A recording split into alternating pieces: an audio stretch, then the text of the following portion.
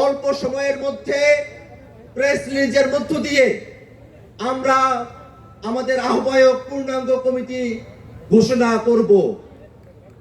সারা দেশের মানুষের কাছে আহ্বান থাকবে, আজকের তরুণরা যে দায়িত্ব কাঁধে তুলে নিয়েছে, আপনারা সবাই দোয়া করবেন যেন মহান রব্বুল আলামিন, মহান সৃষ্টিকর্তা আমাদের এই তরুণদের স্বপ্নকে বাংলাদেশে বাস্তবায়ন করার তৌফিক দান করেন।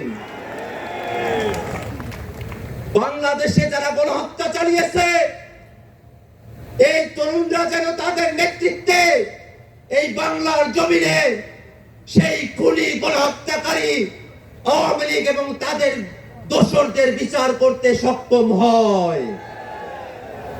বাংলাদেশে 54 বছর পরে আমরা যে সুযোগ পেয়েছি, একটি নতুন সংবিধানের বাস্তবতা তৈরি হয়েছে।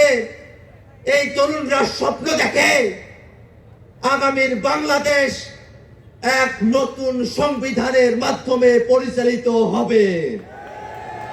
সেই স্বপ্ন বাস্তবায়নে গণপরিষদ নির্বাচনের দাবি জানিয়ে আমি আমার বক্তব্য এখানেই শেষ করছি। ধন্যবাদ সকলকে।